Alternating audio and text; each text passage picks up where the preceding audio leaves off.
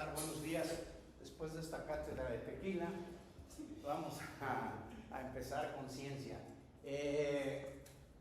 Quiero recordarles, pues, una disculpa.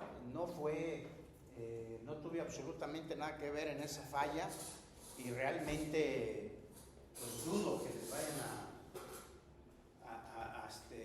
a perdonar el departamental. Entonces vamos a tratar de recuperar terreno.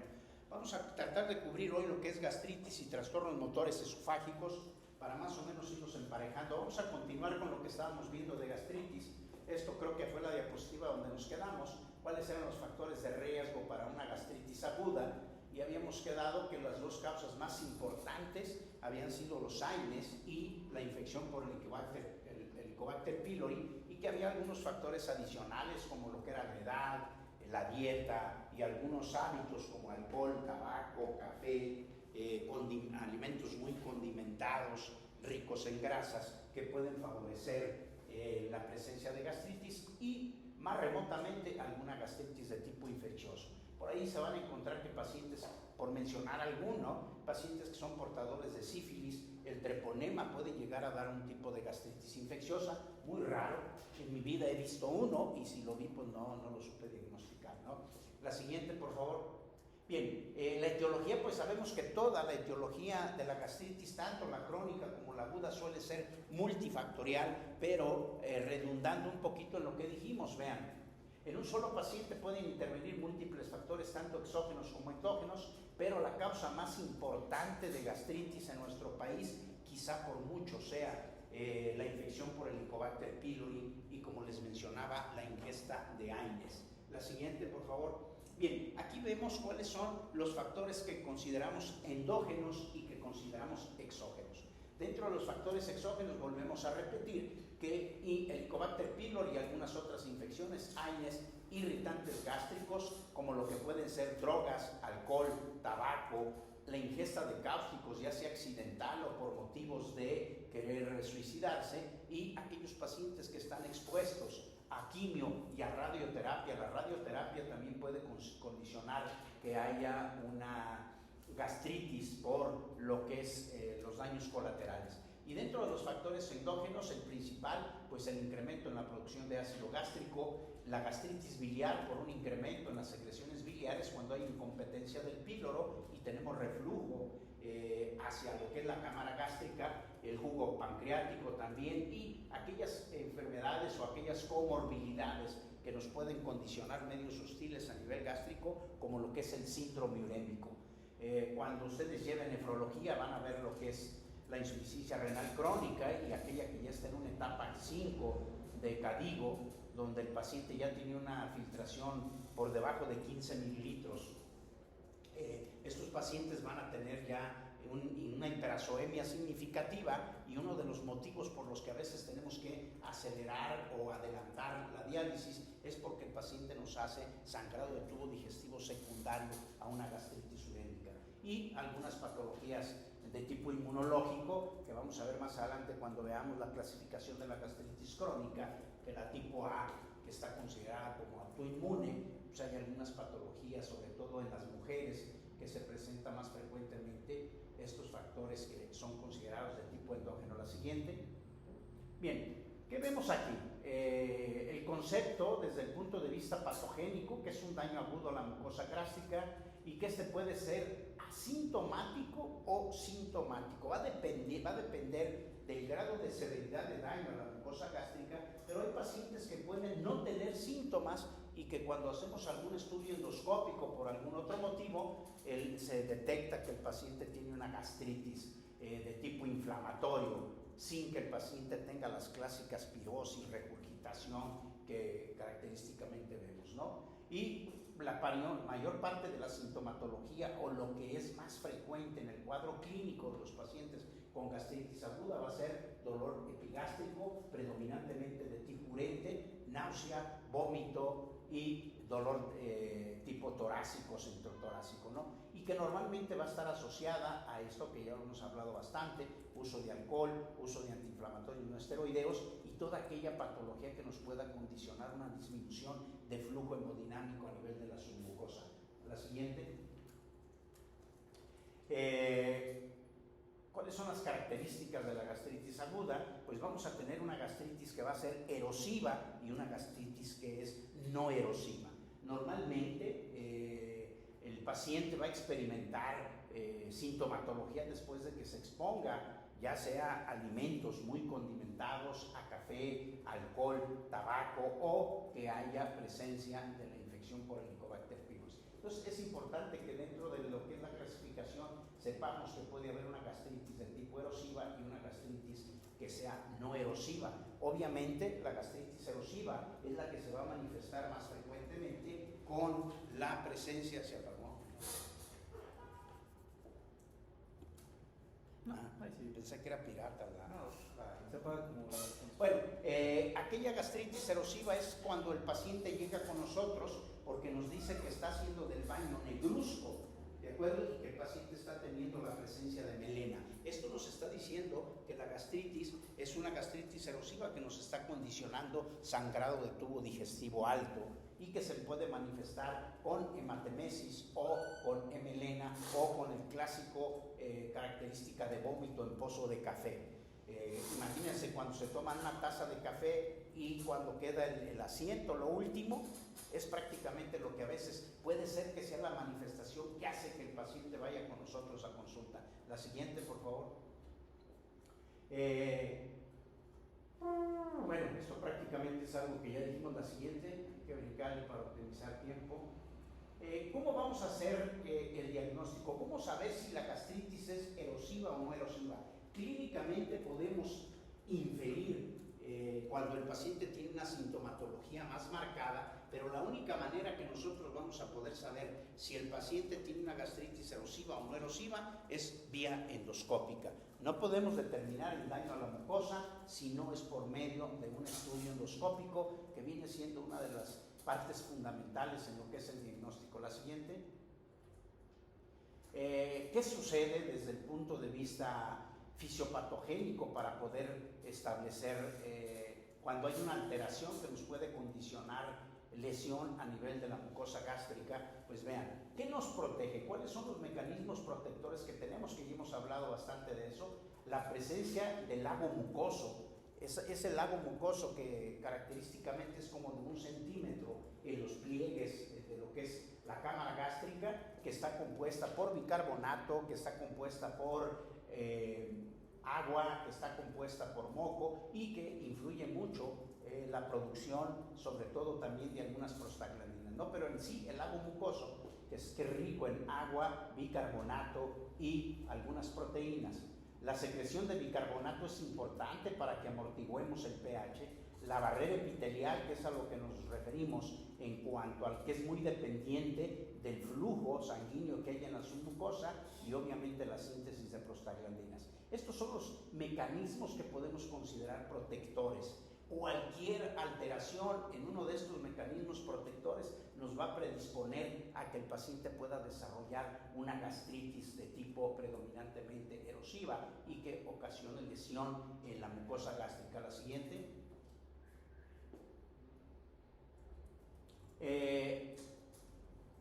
Parte de lo mismo que estábamos comentando, el uso de AINES, consumo de alcohol, tabaco, uremia, esto ya lo hemos mencionado antes, que nos va a condicionar que pueda haber situaciones en que hay un estrés importante en el paciente, patologías isquémicas o estados de choque que se pueden acompañar de sangrado tubo digestivo, intentos de suicidio, irradiación y algún trauma mecánico o trauma craneoencefálico.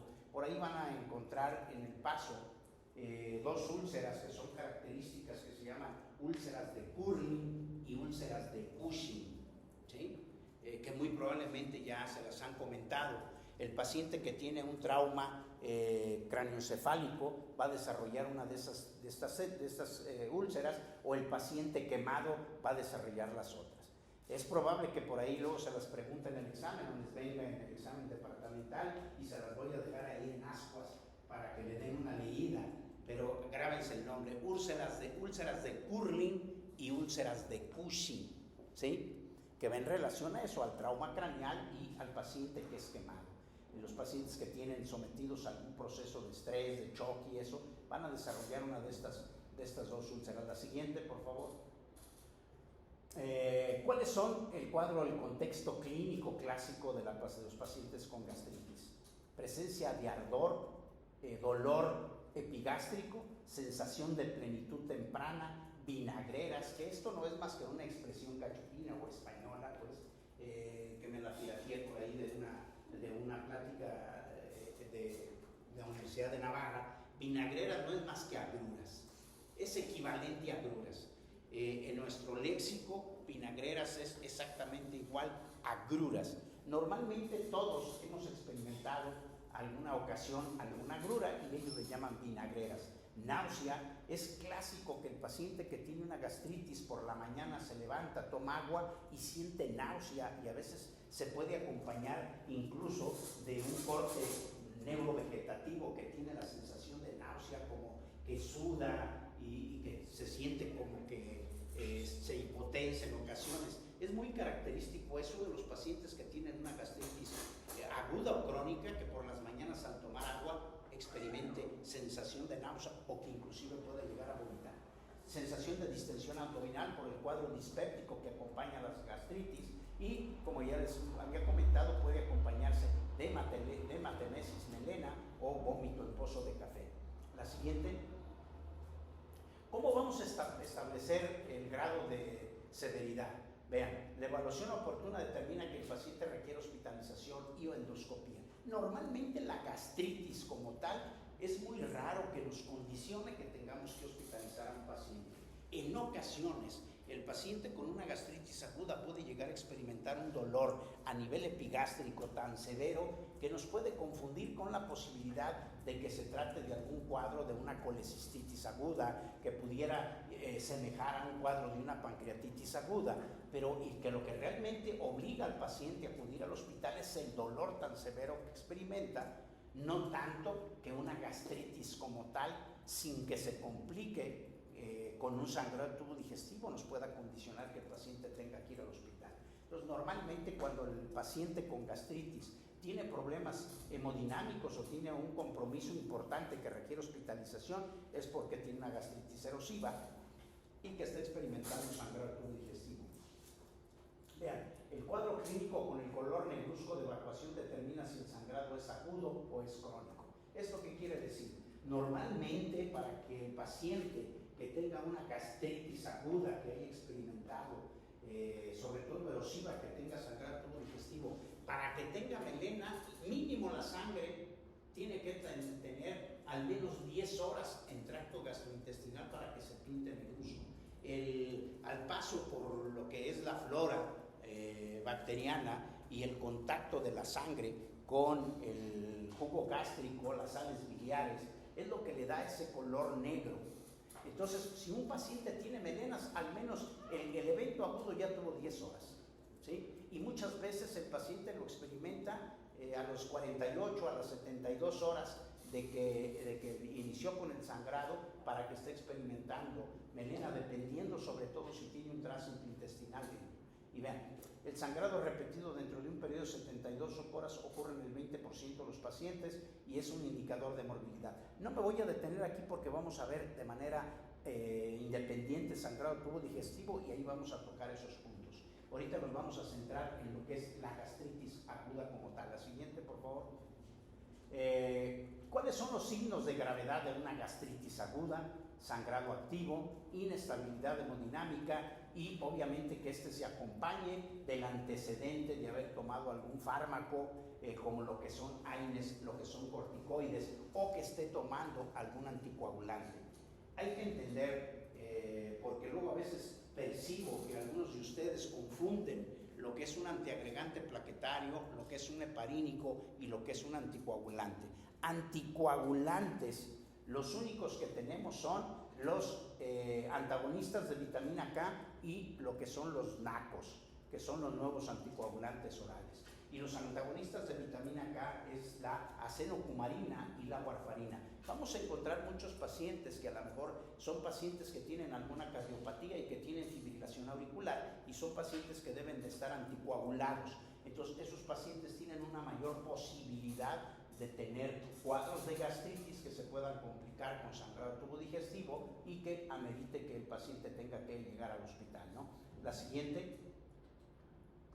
¿Cómo vamos a hacer el diagnóstico? Por mucho, el estándar de oro para el diagnóstico de la gastritis, aunque es clínico el diagnóstico, debe de ser la endoscopía. Todo paciente que no nos responda a la prueba terapéutica con inhibidor de bomba, recuerden que debe de ir a un estudio endoscópico. Entonces, si les preguntan en su examen cuál es el diagnóstico, el gold estándar para el diagnóstico de las características de una gastritis, si es erosiva o no erosiva, debe de ser endoscopía. Y como ven, un paciente que tenga una gastritis aguda que se complique con sangrado del tubo digestivo debe de recibir un estudio endoscópico en las primeras 24 horas de evolución del cuadro activo. La siguiente. ¿Qué es lo que vamos a encontrar en la endoscopía? Desde una gastritis leve hasta una gastritis severa, desde un proceso inflamatorio con un puntilleo rojizo nada más, hasta presencia franca de lo que es sangre en la cámara gástrica. La siguiente es prácticamente lo mismo. La siguiente. Bien, ¿cómo clasificamos la gastritis aguda desde el punto de vista endoscópico e histopatológico? Vamos a tener que es la gastritis superficial aguda, suele ser prácticamente asintomática y el epitelio prácticamente está intacto y solo hay presencia de neutrófilos en la lámina propia y con un poquito de inflamación.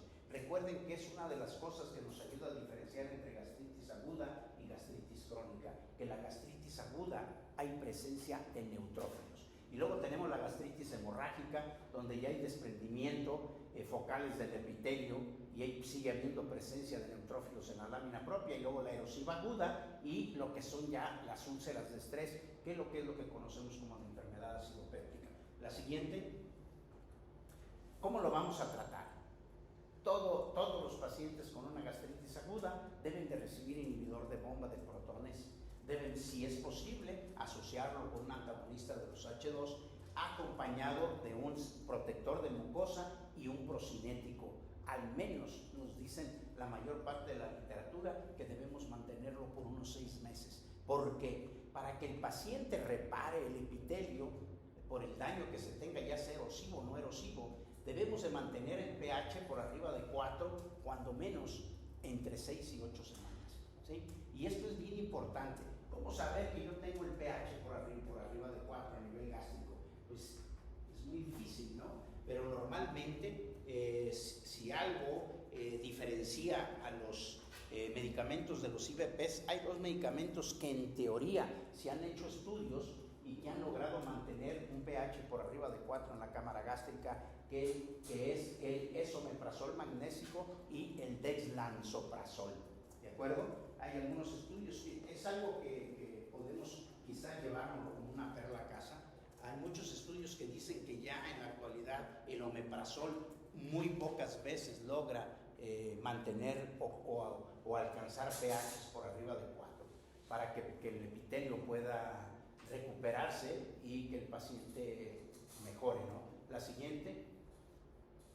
Una observación que les hago es que los inhibidores de bomba de protones siempre deben de ir o en ayunas o retirado 2 horas de los alimentos. El único que puede darse independientemente en forma conjunta es el dexlansoprazol. ¿De acuerdo? Obviamente la dieta es tan importante, las medidas higiénico-dietéticas son tan importantes como las medidas farmacológicas.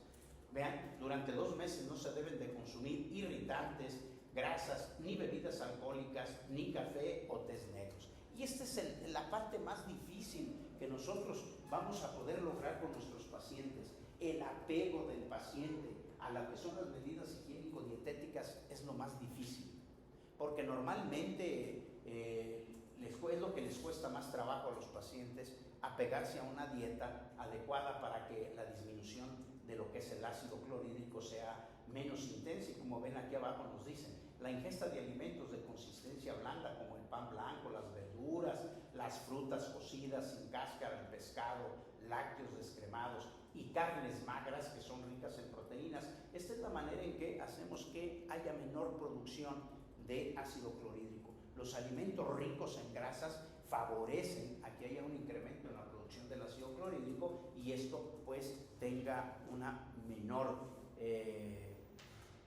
incidencia de recuperación de lo que es el epitelio en la mucosa gástrica. La siguiente. Ahora vamos a entrar a lo que es gastritis crónica. Vean, es la inflamación crónica e inespecífica de la mucosa gástrica de etiología múltiple con mecanismos patógenos diversos. Esto es progresivo y obviamente otra vez es causada principalmente por Helicobacter pylori, mecanismos inmunológicos, agentes infecciosos, ingesta prolongada de drogas como alcohol y tabaco. La diferencia es en el aspecto histopatológico. ¿Cómo diferenciar? Ya les dije, la aguda hay infiltrado de neutrófilos y en la crónica hay infiltrado predominantemente de macrófagos. La siguiente, por favor. ¿Cómo la vamos a clasificar la gastritis crónica? La gastritis crónica la vamos a clasificar predominantemente en lo que es la tipo A o autoinmune, la tipo B secundaria Helicobacter pylori y la tipo C o gastritis clínica secundario a la ingesta de lo que es algún fármaco o alguna sustancia que se llama gastropatía reactiva. Y hay algunos tipos poco comunes como lo que es gastritis eosinofílica, gastritis linfocítica, gastritis granulomatosa, como lo que es la enfermedad de Menetrier, ¿sí? Que son lesiones que se puedan considerar como precancerosas. La siguiente. Vamos a hablar un poquito de lo que es la gastritis autoinmune o tipo A. Es una enfermedad asociada o ocasionada por activación de los linfocitos TCD4 reactivos contra componentes de las células parietales. Como ven, menos del 5% de las gastritis crónicas corresponden a este tipo y es más común en mujeres. Todas las patologías autoinmunes las vamos a encontrar que es predominantemente en mujeres, sobre todo en edad reproductiva. Se presenta con dolor abdominal, pérdida de peso y frecuentemente anemia perniciosa por deficiencia en la producción de factor intrínseco por las células parietales y problemas para la absorción de la vitamina B12. Suele respetar el antro e induce habitualmente hipergastrinemia. Y suele respetar el antro porque sabemos perfectamente que cuando tenemos una gastritis crónica de predominio antral, lo primero que tenemos que descartar es que haya presencia de Helicobacter pylori. Ha sido asociada a la diabetes tipo 1, a la tiroiditis de Hashimoto y a la insuficiencia suprarrenal. Cuando llevaron endocrino o cuando lleven endocrino, van a ver por ahí una entidad que se llaman síndromes poliglandulares autoinmunes tipo 1, tipo 2, tipo 3, tipo 4. Ya llevaron endocrino todos, me imagino. Bueno, sí. Bueno, pues cuando lleven endocrino van a ver esos síndromes poliglandulares autoinmunes y si no lo ven, pregúntenlos. Porque sobre todo el tipo 2 es el que más se asocia a gastritis crónica, diabetes mellitus tipo 1, hiperparatiroidismo por una tiroiditis de Hashimoto e insuficiencia suprarrenal o enfermedad de Addison. Pero todos, tanto el síndrome poliglandular 1, 2, 3 y 4 pueden acompañarse de una gastritis crónica. Pero el que lleva este contexto de diabetes tipo 1, tiroiditis de Hashimoto, insuficiencia suprarrenal y gastritis crónica es el tipo 2. El tipo 1 se presenta con candidiasis mucocutánea, que es lo que hace la diferencia. Y ya después tenemos 3 y 4, pero ya los verán cuando lleven endocrino. Los preguntan, si no se los dan, pregunten. ¿No? La siguiente. ¿Cuál es la patogenia de esta gastritis autoinmune? Como ven, hay una destrucción de las células parietales por medio de la presencia de complejos antígeno-anticuerpo que produce pérdida de la secreción de ácido que nos lleva a una cloridria y esto nos va a condicionar que haya una hipergastrinemia y a la vez va a haber afección de lo que es la producción de factor intrínseco en las células parietales consecuentemente los niveles bajos de vitamina B12 por problemas en la absorción de la misma.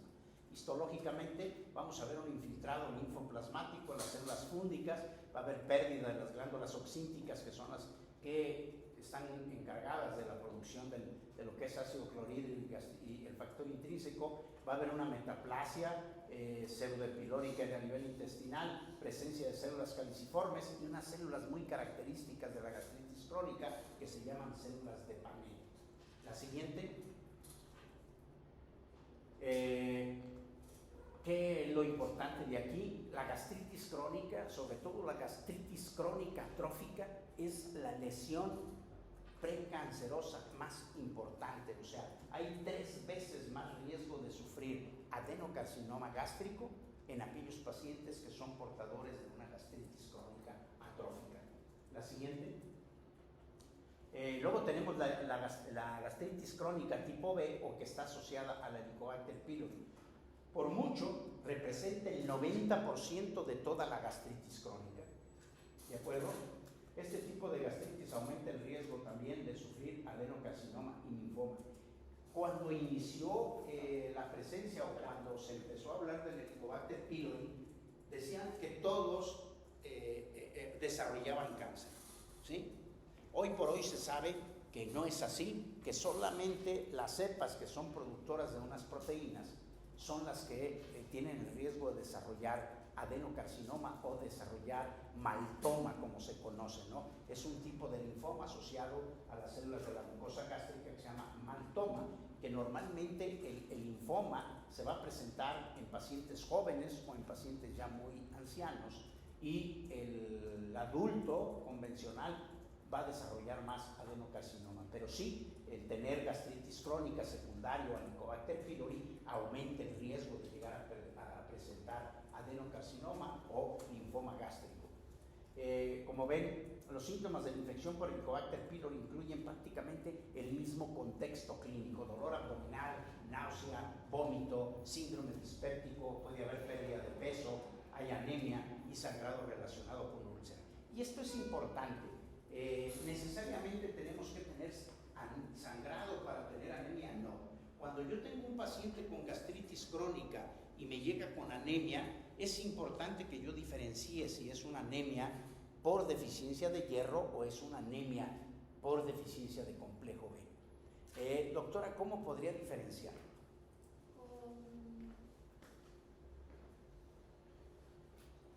Pues con una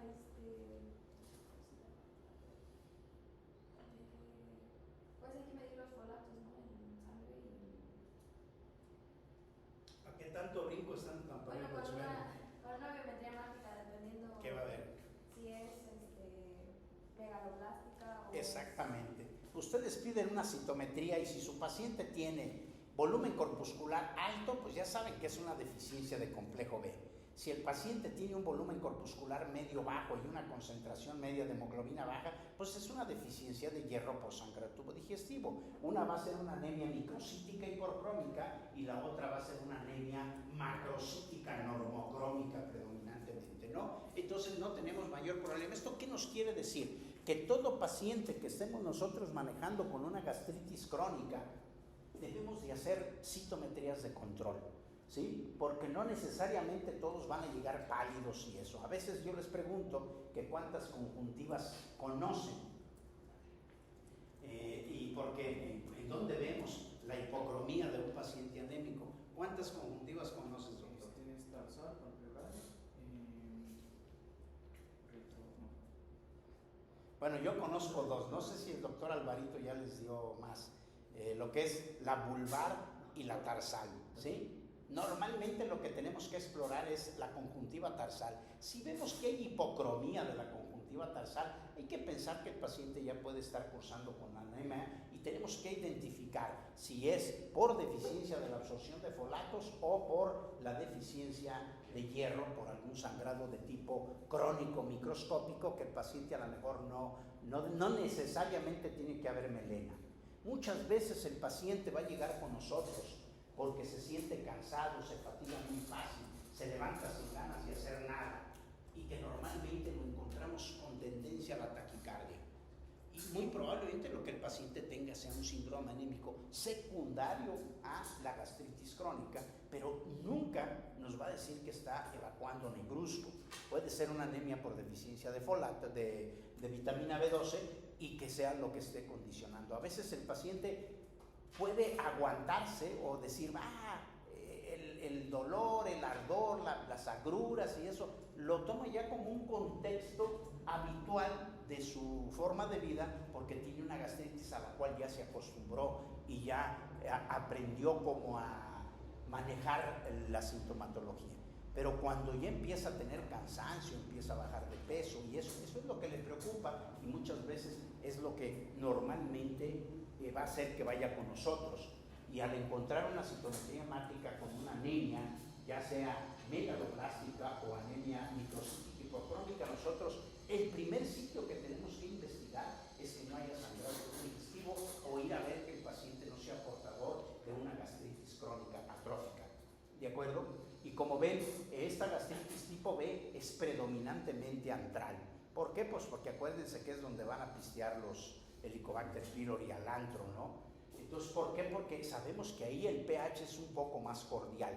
Normalmente en lo que es el cuerpo y el fundus puede llegar a haber un pH entre 0.8 hasta 3.5 máximo, ¿no? Pero en lo que es el antro, habitualmente como ya el alimento se ha mezclado con el jugo gástrico, el pH que encontramos en el antro casi siempre va a ser entre 3 y 3.5.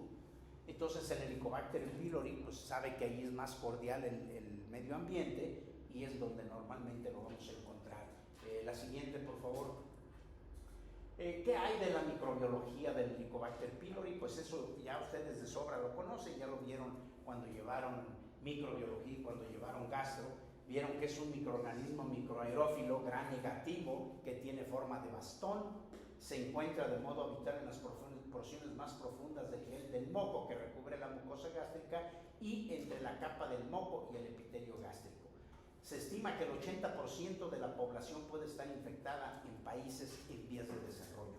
Eso somos nosotros, ¿no? Aunque nuestro presidente diga que tenemos un sistema de salud de primer mundo, yo creo que en nuestro país es cerca del 90% de los habitantes o de las personas hemos tenido contacto con el Helicobacter pylori y muy probablemente 9 de cada 10 individuos en nuestro país puedan ser portadores de Helicobacter pylori.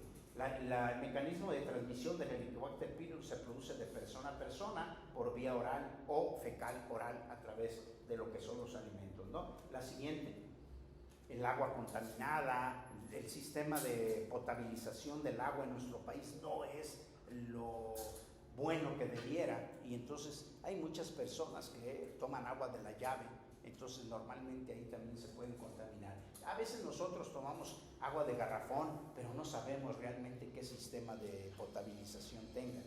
Entonces, si ustedes, bueno, ya lo están grabando, por eso no digo, no, pero vayan a los garrafones de aquí.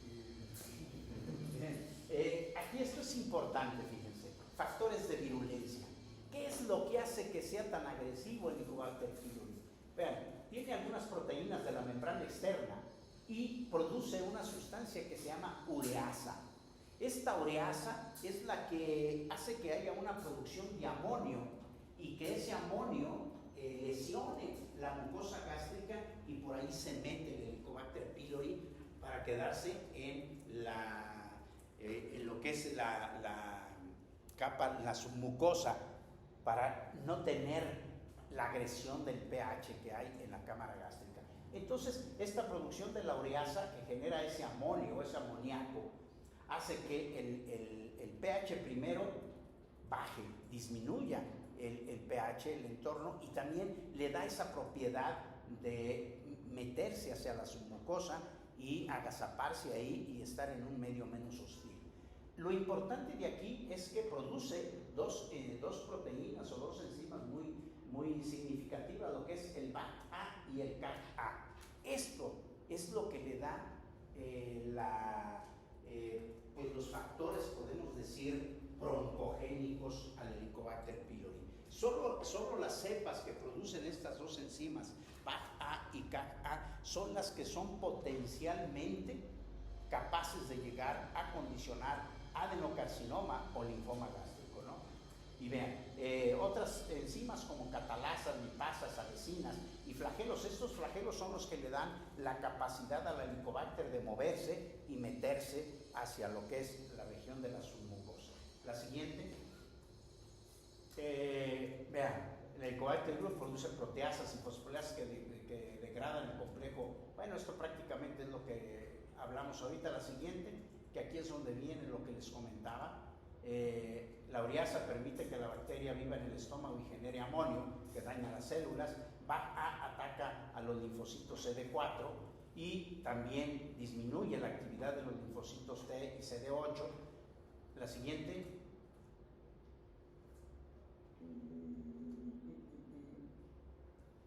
Esto realmente es lo que comentábamos, que es lo que le da la citotoxicidad al Helicobacter pylori y que nos dice que son las cepas que son potencialmente broncogénicas.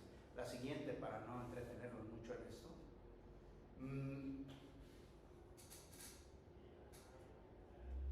Esto quizás sea uno de los factores que más se ha avanzado en el Helicobacter, que el Helicobacter pylori tiene la capacidad de unirse al complejo mayor de histocompatibilidad tipo 2 de las células epiteliales, alterando la apoptosis y favoreciendo a la formación de lo que son las neoplasias. La siguiente. La siguiente. Bien, esto sí me detengo un ratito. No, pues no hay nadie conectado, ¿verdad? Ni cómo preguntarle. Pues ni modo, les toca a ustedes. Dame una para atrás, por favor.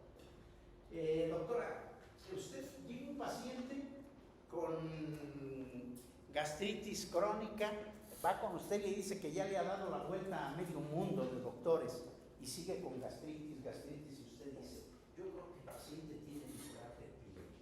¿Cómo lo aborda para estudiar? Obviamente usted le dice que va a tener que hacer endoscopía, hacer una biopsia, pero él le dice que no quiere que le metan tubos. Entonces, ¿qué métodos diagnósticos conoce para detectar el Helicobacter pylori? El cultivo. ¿El cuál? El cultivo. ¿Cómo va a ser el cultivo? De las. ¿Hace un hemocultivo o qué? ¿Cómo va a ser el cultivo si no meten tubos? El paciente no quiere que le metan la manguera. De las heces. Que cultive las heces. ¿Qué busca? Va a buscar el Helicobacter pylori en las heces. Si hace un cultivo, se va a encontrar una de bacterias. Pero hay una prueba que yo personalmente me gusta, prefiero y casi siempre uso en mis pacientes. Pero ¿cómo se llama esa prueba? La de la enzima. La de la ureasa. ¿Cómo hacen esa prueba de la ureasa?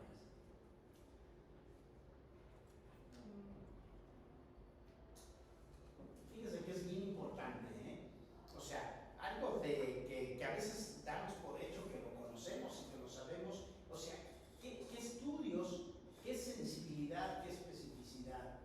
Si nos dicen que nosotros somos un país endémico de Helicobacter pylori, ¿cree que valdría la pena hacer una ELISA para buscar anticuerpos en sangre contra el Helicobacter pylori?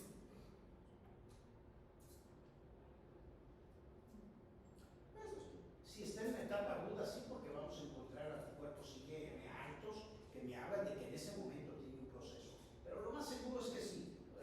Yo les hago prueba a todos.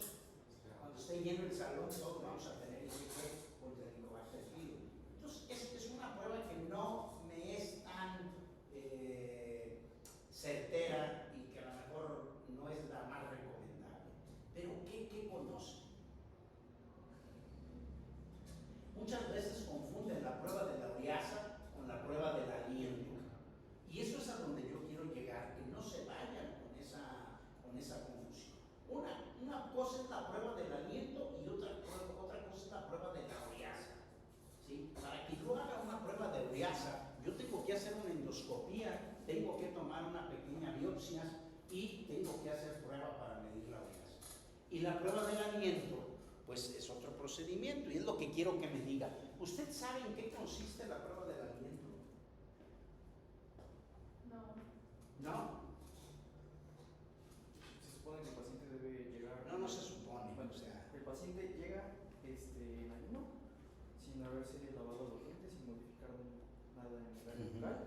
Se le llega al centro de salud o donde se le vaya a realizar la prueba, le dan una bolsita y ahí mismo tiene que soplar. Y la bolsita tiene, creo que, los reactivos para dar la enzima de la urea. bien. ¿Estás de acuerdo? Pues es como la prueba del alcohol, ¿no? O sea, al final de cuentas sopla y se tiene que activar justamente este reactivo que busca la enzima de la ureasa. Y pues, como el Helicobacter pylori es lo que la produce, pues ahí es cuando ya ¿Qué sabe de la prueba de aliento?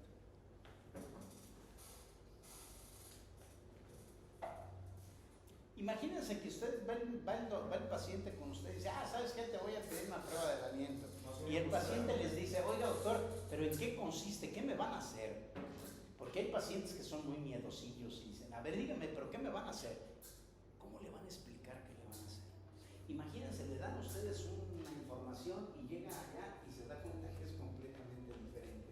El paciente así, este güey no sabe ni qué me pidió. ¿Sí?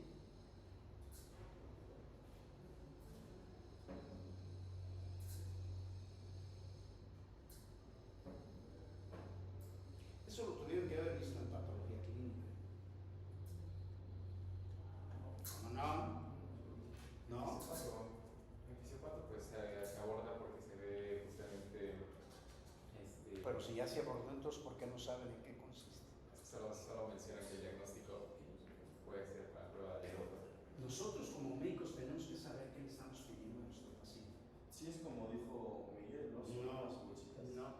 Bueno, sí, pero le falta la mitad de la fiesta. Es soplar, ¿no? Va a estar como la muchacha que su mamá la llevó con el ginecólogo y le dijo la muchacha que pues ya sabía la muchacha más o menos que traía, ¿no? Y le dice, tú no entres, mamá, nada más entro yo. Me da vergüenza que ya a mi edad me andes acompañando. Ya entra y sale la muchacha y luego llega la mamá y le dice al doctor, ¿qué le dio? Le dijo a su hija, ¿qué te dijo que tenías? Y un soplo en los ovarios. Un soplo en los ovarios. Y ya le toca al doctor. Dice, oiga, doctor, ¿cómo que un soplo en los ovarios? Y no, señora, yo le dije que se le habían soplado varios, ¿no? Bueno, aquí también es soplar, pero ojo. ¿Qué pasa? Llegan y de manera basal soplamos a una bolsa para medir y luego nos dan una tableta como un Alka-Seltzer que se llama carbón 13, carbón 14, que va a reaccionar y con la urea va a producir mayor cantidad de CO2, ¿sí? Y después vuelve a soplar el paciente y se miden, se compara la cantidad en el basal y en el post toma del carbono 13, carbono 14 y se mide si el paciente tiene un incremento muy significativo de los niveles de CO2 y de hidrogeniones, automáticamente ese paciente, pues decimos que tiene una prueba positiva de aliento para el Helicobacter pylori. ¿Sí? Es importante porque luego a veces decimos, no, tengo que te hagan la prueba de la ureasa. Eso no es la prueba de la ureasa. La prueba del aliento consiste en eso, en que se le da al paciente y se le dejan 20 minutos, algunos ya antes te dejaban 2 horas, pero ahora ya lo hacen más abreviado, te dejan 20, 30 minutos y vuelves a soplar a unas bolsitas que tienen un dispositivo donde ya después lo miden y van midiendo eso. La siguiente, estos son todos los métodos que tenemos en la actualidad para hacer el diagnóstico de lo que es el Helicobacter pylori.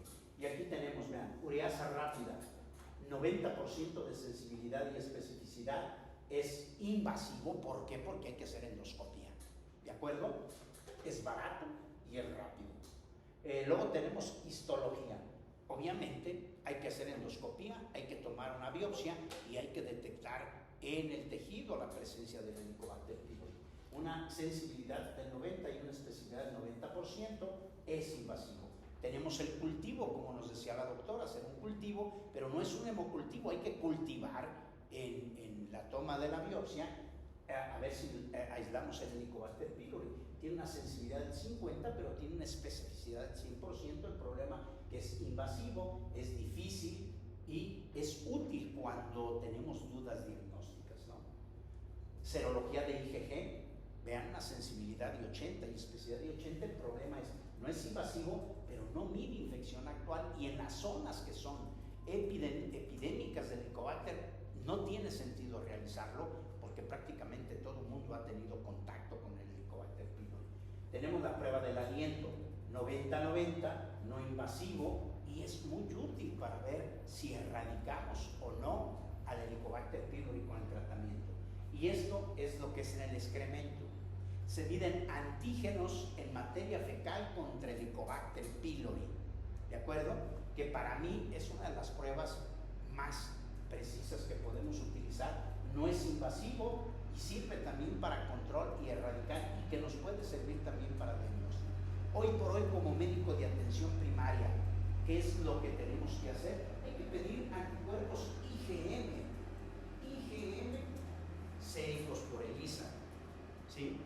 Y si es posible, podemos pedir una prueba de aliento, ¿de acuerdo? Mi recomendación es que las dos técnicas no invasivas que deben de tener en cuenta ustedes es la prueba de aliento y los anticuerpos o el antígeno contra el Helicobacter pylori en materia fecal. Y vean la sensibilidad que tiene. 90-90, 90-90, no le pide nada a las invasivas. Si ustedes me dicen, doctor, ¿qué es lo mejor para evaluar erradicación? Antígeno en materia fecal. ¿De acuerdo? Siempre que demos tratamiento para erradicar el Helicobacter pylori, pues tenemos que pedir a las 4 semanas una presencia de antígenos contra el Helicobacter en materia fecal para poder saber que erradicamos el Helicobacter pylori. La siguiente, por favor. Bien, esto es lo que yo debo de saber de cómo debo de tratar a un paciente con una gastritis crónica tipo B secundaria a la presencia del Helicobacter pylori. Tenemos, según la guía de práctica clínica, cuando yo empecé a hacer la especialidad, lo primero que hacíamos era dar nada más omeprazol y amoxicilina, ¿de acuerdo? Pero había una cantidad de recaídas impresionante. Luego se vino el esquema doble, donde se daba el antibiótico, una bomba de protones y manejábamos Pepto-Bismol. Pero en la actualidad está el esquema triple y el esquema cuádruple, con o sin la presencia del subsilicato de bismuto. Según la guía de práctica clínica, es omeprazol, claritromicina, amoxicilina 1 gramo más subsilato de bismuto o sin subsilato de bismuto, ¿no? Y después tenemos omeprazol, claritromicina y metronidazol. ¿Qué hacer si mi paciente es alérgico a la amoxicilina? ¿Sí? Puedo meter claritromicina con tetraciclina o con doxiciclina. Si no me funciona, entonces ya recurro a omeprazol, clarito, metro y amoxicilina, lo que es el esquema cuádruple asociado a subsilato de bismuto. ¿Por cuánto? 14 días. ¿Sí? Esto es importantísimo para que no tenga recaídas. Esto es lo que se llama. Este es el esquema 1 y el esquema 2 de acuerdo a la... Y esto está bajado de las guías de práctica clínica de CNT, por si se lo preguntaran. Y obviamente esto lleva con o sin subsilato de bismuto, que es el Pepto-Bismol. ¿De acuerdo? En el paso en el camino ya de su práctica clínica, ustedes van a ir adquiriendo la destreza de poder escoger cuáles son los medicamentos que mejor les responden, dependiendo en el sitio donde ustedes estén trabajando. Pero para fines académicos, esto es lo que es el esquema triple y el esquema cuádruple, con o sin subsilato de bismuto, según la guía de práctica, porque probablemente por ahí les vayan a meter alguna pregunta de cómo es que tratamos el Helicobacter pylori. Amoxicilina, metronidazol, subsilato de bismuto y ya sea el omeprazol. Yo nunca manejo omeprazol. Yo casi siempre o les doy ilaprazol, pantoprazol o esomeprazol, ¿sí? Pero el esquema, según la guía de CNT, que es omeprazol, aunque pues es más barato, es el más estudiado, pero la verdad hay mucha resistencia ya al omeprazol. Entonces, se llama lansoprazol. El que tiene la guía de práctica clínica también es lansoprazol con claritromicina, amoxicilina. Si el paciente es alérgico a la penicilina, les metemos ya sea metronidazol o doxiciclina. ¿De acuerdo? Bien, así creo que era la última ya de lo que es la gastritis. Esto prácticamente no tiene sentido darle más, otra más, creo que ya todas son nada más para que ustedes hagan como una pequeña consulta. La siguiente. Esto es cómo se hace el algoritmo de cómo se maneja el Helicobacter pylori aquí en México, que prácticamente es lo mismo. Vean, esquema cuádruple con subsilato de bismuto, esquema si cuádruple sin subsidiato de bismuto. El tiempo de que se debe tomar es 14 días. Por ahí hay unas formulaciones que ya vienen preparados en una sola carterita que se llama Pilopac, que traen un sol y una luna para la gente que no, por si alguno de ustedes está trabajando por allá en donde hay señales de humo.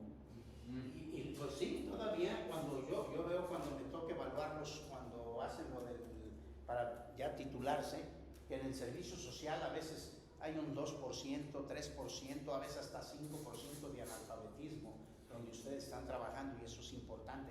Si ustedes se meten y revisan Pilopac, es una carterita que trae para 7 días y trae un sol y una luna, y eso le dice al paciente que se tome en la mañana y que se tome en la noche.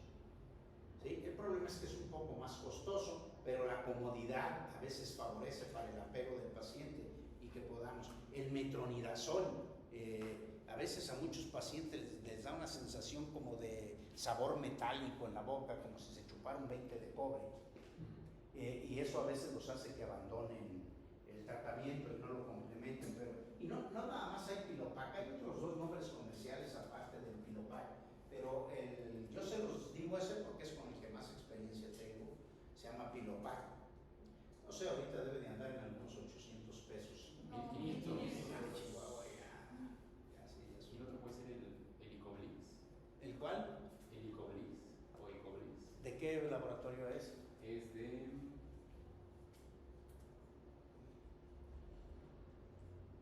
Pisa. Pisa. No es malo. ¿Y cuánto cuesta ese?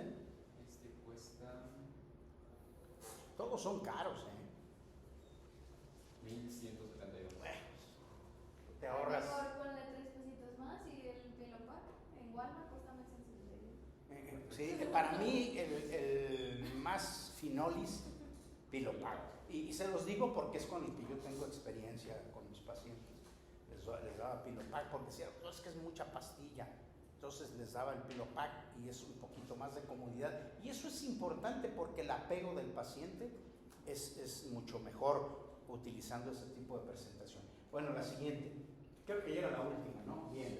Bueno, ahora ¿cuánto hay? Son las 11 y Es la media, 10 minutillos, pues, háganle